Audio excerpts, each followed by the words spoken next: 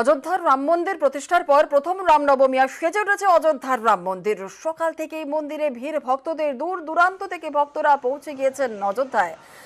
যে ছবি আপনারা দেখছেন, সকাল থেকেই মন্দিরে ভিড় ভক্তদের। সরজু নদীতে স্নানের ক্ষেত্রেও নজরদারি প্রশাসনের, যাতে কোনো রকম অপ্রীতিকর ঘটনা না ঘটে তাই নজর রয়েছে প্রশাসনের। মন্দির প্রতিষ্ঠার পর প্রথম রামনবমী সেজে উঠেছে অযোধ্যার রাম মন্দির। সকাল থেকেই মন্দিরে ভিড় ভক্তদের। সরজু নদীতে স্নানের ক্ষেত্রেও চলছে নজরদারি প্রশাসনের। দূর দূরান্ত থেকে ভক্ত সমাগম।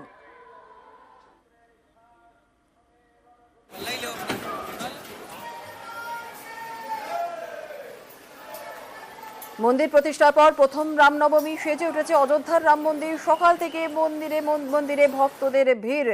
সরজু নদীতে স্নানের ক্ষেত্রেও সেখানে চলছে নজরদারি প্রশাসনের। আজ 19 ঘন্টা খোলা থাকবে এই মন্দির। রাত 11টা পর্যন্ত চলবে মঙ্গলারতি।